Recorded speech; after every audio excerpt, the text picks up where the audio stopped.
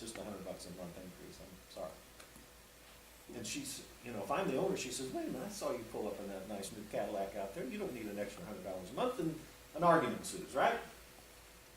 But if I pull up, give her the rent increase as a property manager, and she says, why? I said, because the owner told me. I'm just doing my job. I hate my job. You know, if it was up to me, I'd lower your rent. That means I'm just doing my job. That's pretty hard to argue with, you know? And nobody's lying here. You don't own this real estate. Once you put it in trust, you don't own it. You own the trust. You do not own the real estate. So you're not lying to anybody. I suggest you become a low-life property manager, and your life will be much better. Just can't wait. Quote of the day. Can't wait till the bar's open. I just hate my job. Okay. This was a young man who took my course. It's interesting. He's a young man with lots of energy and no money, and he partners up with a retired University of Illinois professor who's got money and no energy. Pretty good combination. But the old guy says, hey, I don't want to risk all my assets because of what we're doing, and so he came and learned how to create land trusts. Let's see if we can hear what he's got to say. Hi, this is Wesley Romine from Illinois. I'm a full-time real estate investor, and several years ago I took Randy's course. It was extremely helpful. Randy is definitely the master when it comes to asset and privacy protection. I was really blown away. And the reason why I wanted to take it is, one, because I've accumulated some rental properties, and two, because my business partner has some personal assets that we wanted to keep separate and keep them protected. So this has been a huge help for that. And Randy's forms in the book, the instructions in the book, laid everything out, made it really simple to execute, and didn't have any problem. It's all there. So I would highly recommend his course, and would recommend it to anyone. Oh, that was nice. So 9 years ago, I formed what I call the Land Trust University. It's an online learning portal where you can go and watch me teach this information right out of this book online. I provide you with the home study course. I provide you with DVDs. But has anybody noticed that DVD players are kind of going out?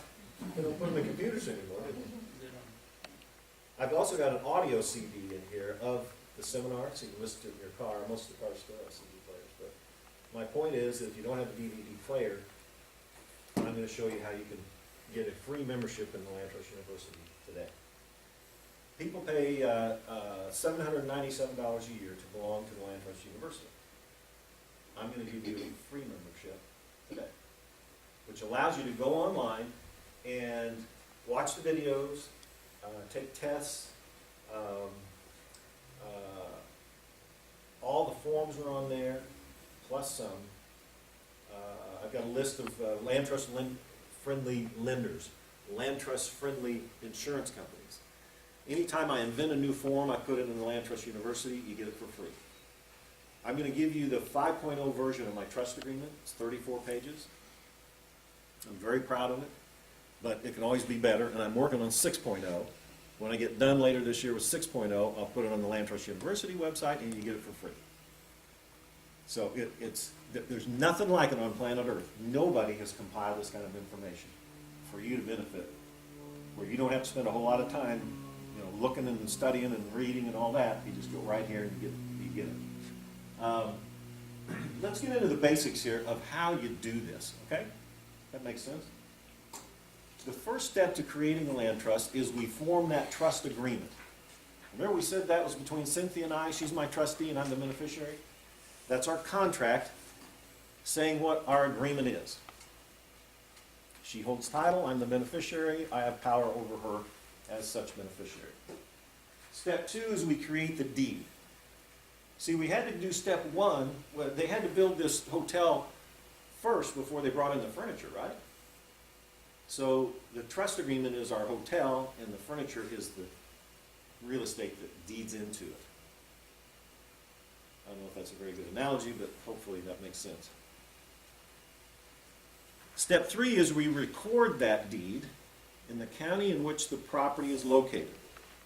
Not where you live, not where the trust was formed, but where the property is located.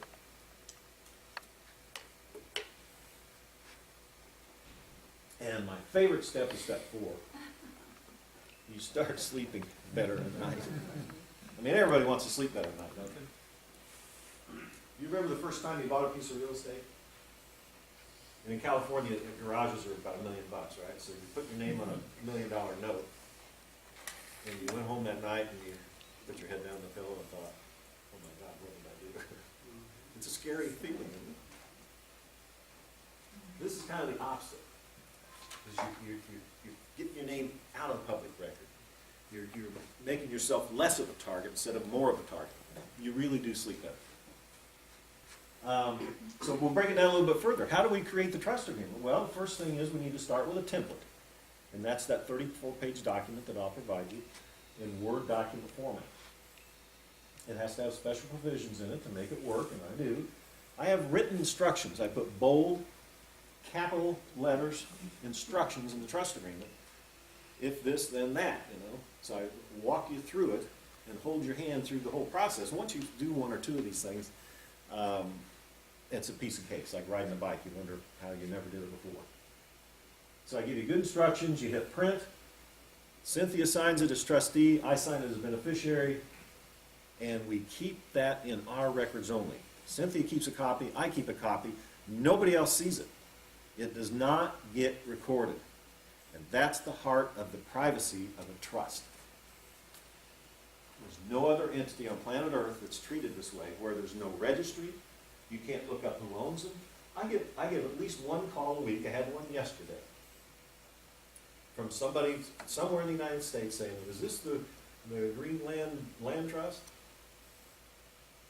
They're trying to find the owner of a trust because they've looked up who the owner is, but there's no way for them to find out. So they type in land trust, and my name, Mr. Land Trust, pops up. So they think I'm, in charge of all the land trusts in the world. and dummy me, I've got my phone number in there. So they call me. What do you know about that? I want to make an offer on that property. Can I make that offer to you? I said, no, I don't know what you're talking about. And they leave very frustrated. Because it is frustrating. Yes, ma'am. When you go to get a loan, Bill, will the bank accept it in the land trust, or is it like when it's in a family trust where escrow takes it out of the trust and then when escrow closes they put it back in? How does that work? Good question. So let's handle that. It depends on what kind of a loan you're getting. If you're getting a loan that has to be qualified in the secondary market, they will not let you close directly in a land trust. You got to close in your name, let the dust settle, then deed out of your name to your trust. Now, you can only get so many of those and you're done. Bank of America will only allow you to have 4 of those loans, and then you're done. So if you're very active in this business, you're going to have more than 4 properties and 4 loans. So what do you do then for a loan? You go to what I call a portfolio lender. And that's somebody who makes the loan in-house. They don't sell it off to the government, and you have unlimited funds there.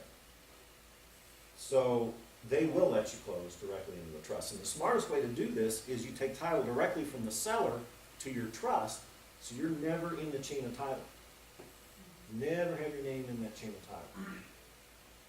But if you, let's say that you get a bank loan in your name, and then you put it in the trust, well, they can still follow the chain there. Well, see who basically owns it. They would only suppose that you owned yeah, it. they would suppose, and there's really no proof. It would look like, if you really analyze that, it would look like a contract sale, because, or subject to, because you're still on the note, Right. yet you're not on the title. That would be the average person's assumption, is this is a contract sale. Unless they took your course. Unless they took my course. And then they realized that the smartest way is to take title directly from the seller to your trust, and your trustee, who owns the property now, signs the mortgage. You don't sign the mortgage. You sign the note and or a guarantee, you qualify for the loan, but you don't sign the mortgage, so nothing you sign gets recorded. That stays in the banker's file, Okay, so, and the mortgage shows in your trustee's name. so you have a lender on there, but let's say that you decide that you're gonna stop making payments, then how do you go through the foreclosure? Because you, basically, you can't foreclose on a land trust, can you? Yeah, you can, because the debt is Yeah. already recorded, the mortgage is recorded against the property, no matter how many times you transfer title, they can still foreclose. All right, So a land trust will not stop a foreclosure, but it'll sure as heck slow it down. okay. So instead of a year, it'll take 2 years. Yeah, in fact, I've got a student that took 4 years on his house. Because his trustee died in the middle of the foreclosure, then they wanted all the successor trustees to sign off, and it just took 4 years to get all that done. Yes, it is. If you're creating a property like that in the trust, and it's paid for pretty clear, and you started with a new mortgage with this buyer, are you just giving them a standard, what kind of average rate would you say that you would charge somebody for that loan in that house? If I'm selling it on an installment contract, Right, I charge 7%. 7%, that'd be fair, and I guess at some point it's usury, you can't go that high, you know. Well, in Illinois, there's no usury anymore, so I can charge whatever I want to, but you gotta make it affordable for them. Exactly. But I love selling houses to tenants that have been there for a year or two. I know their track record. I can sell it without a commission. I can get full retail price. Okay. And so the only negative to selling that way and being the bank yourself is, what do you do if they stop making payments? All right. And that's where we go to repossession, not foreclosure. That solved that problem. 7.5% might be close to the going rate, I mean, the going rent they would have paid on the house anyway. Yeah, yeah. Okay. And many times it is. Okay. Although they now have all the liability of repairs and maintenance. Gotcha. Okay? Was there something else? Yes, sir? Oh, go ahead. Okay, so this is a good opportunity. Let's say that you own already properties in your name or in your LLC, but starting from tomorrow you decided to set up a trust. What happens with everything that you had before? How can you put it in the new trust eventually? Everything that was in your name? Yeah. Well, you take a deed and you sign the deed as a grantor, Okay. and the grantee on the deed is your trustee and trust. Okay. So if anybody looks at that, it looks like you sold to a trust. Now, you can't assume that it's your trust. It could be my trust. It could be his trust. Okay. The title's gone now. It's in somebody else's name, but you're still on the note. That's a sell, right? It figures out like a sell. Well, it looks like it. It Now, looks like if it's, you're, I've got the forms here from LA County, and you check the box, going into a revocable living trust or revocable trust, whatever the wording is, you just check the box, and they won't charge you transfer tax. Okay. Now, if you're really concerned about somebody looking really detailed at that transaction, you want to make it look like a real sale, don't check the box, pay the transfer tax. You just And pay then the it transfer look, tax. really looks legitimate. But that could be thousands of dollars. Yeah. Yes, sir. Plus, when we do this type of a transfer, especially if we didn't buy it all cash or something, but bought it with a loan, the banks, sometimes they get to know this, they can ask you to pay the whole loan back, isn't it? How do we avoid that? Okay, we're talking about the due on sale clause. Yeah, due on sale. And it says, if you read it, it says that if you sell the house on a contract, if you lease it long-term, if you lease it with an option to buy, they can deem themselves insecure and call the no bid. So lots of triggers there. But the bottom line is, there's no deed police out there. There's nobody with the bank going to the courthouse every day to see if you transferred title. So you got two choices here. One is you just do it and keep making your payments, and 99% of the time they'll find out. Or two, I've gone to many of my lenders and just said, hey, I'm doing some estate planning, getting things in order for my family. I want to put this property in a trust. Is that all right? And every one of them said, yeah. But they've been portfolio lenders. Bank of America, Chase, Wells Fargo, they won't do it. So you just got to do it. And they got enough problems with people that are defaulting. They don't want to take a good loan and make it bad over this issue. Yes, ma'am. What about property taxes? it affect any property tax? It does not affect any property tax. The only thing I would advise you, though, if you're gonna do this on your personal residence, is check and make sure that they'll continue to give you the homestead exemption. 99% of the counties will let you continue, but 1% won't, so check before you do that on your personal residence. All right. Step 2, we create the deed. I give you some sample deeds. In fact, there's one specific for California property that I would give you. The seller is the grantor. Remember, the best way to do this is buy directly from the seller, so the grantor on the deed is going to be the seller.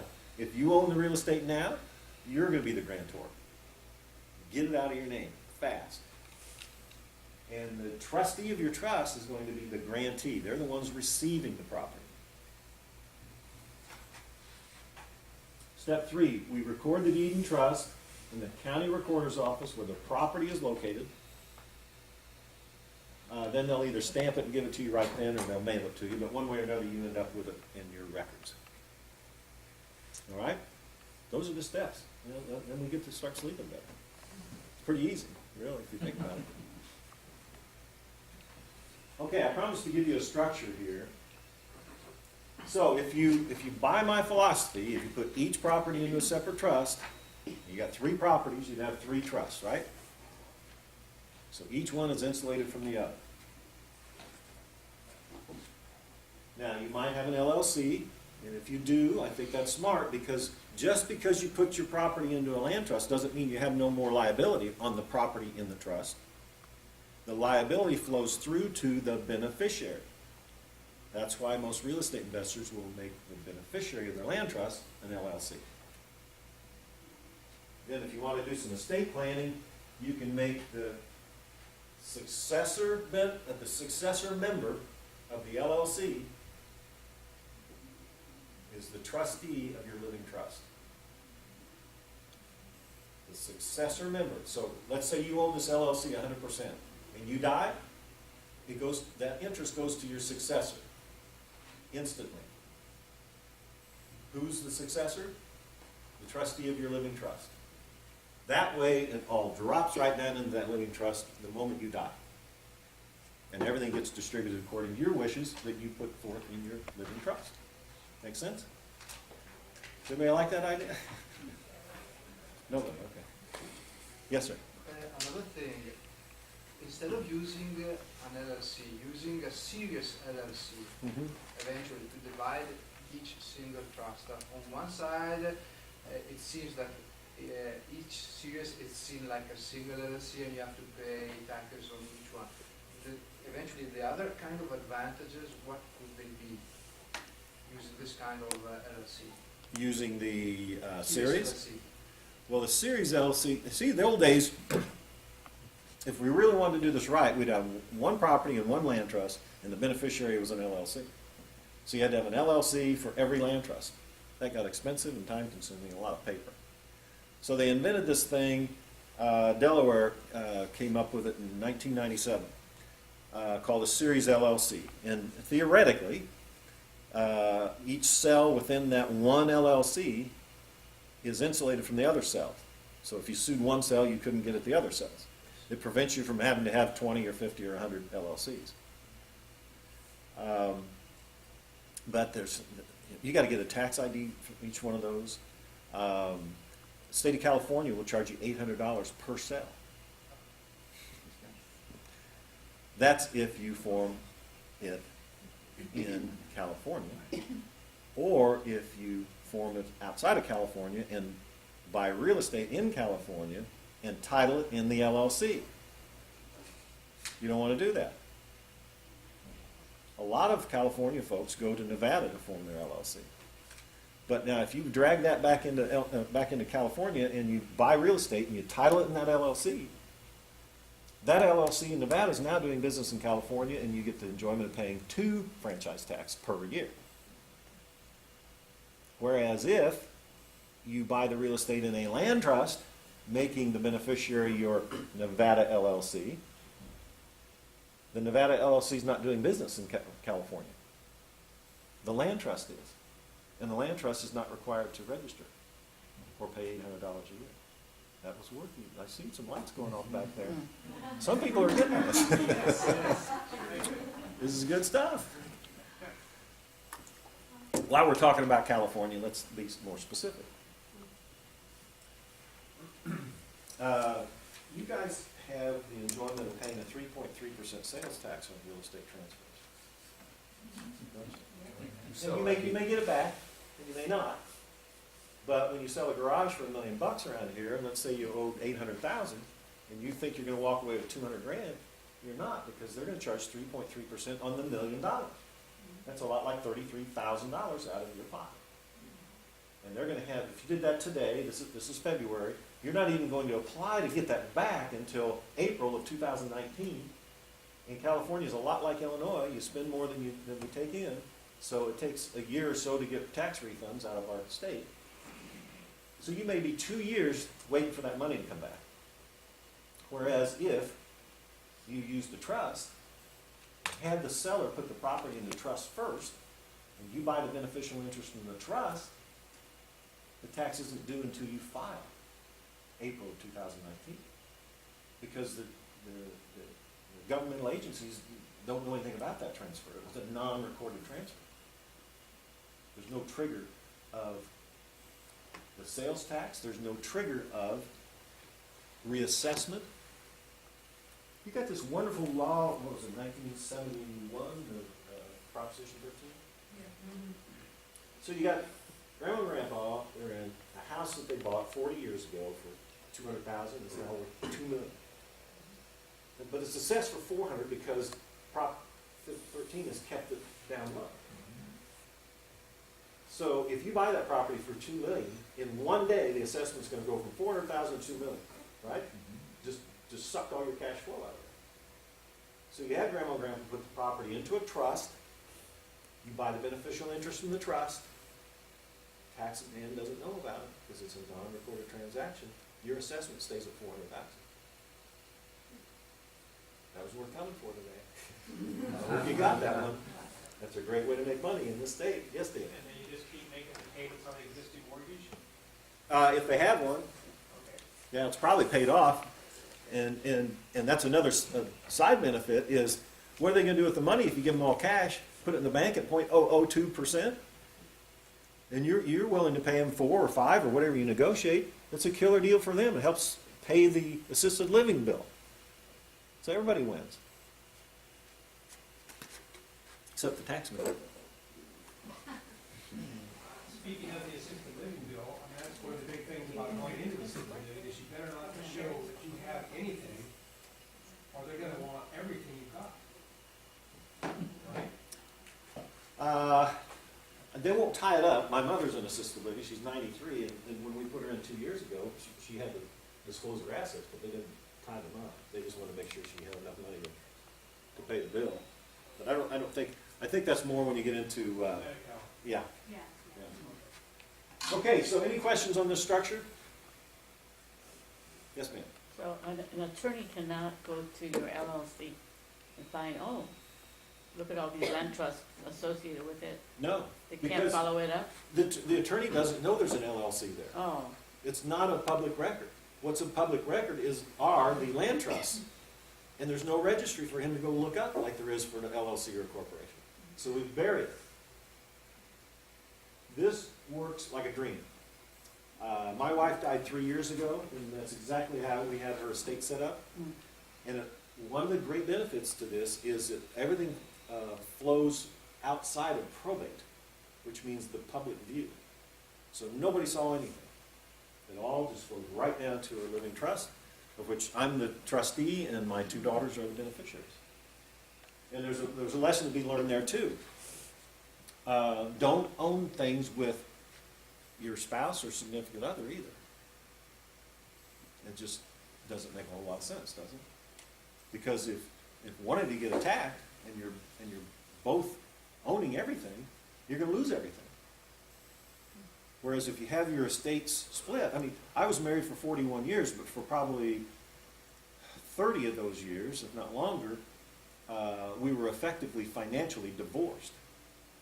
She had her stuff, I had mine.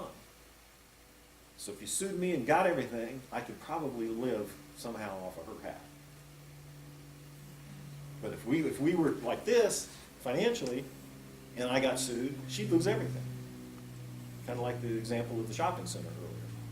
So just don't own anything with anybody, Yeah. and nothing in your own name, and life will be wonderful. Yes, Dave? So say you had the $2 million home, that's all you really had, and you both were on the deed, not alone, or whatever. And you've been there for 30 years, and then you want to separate, how do you go about that?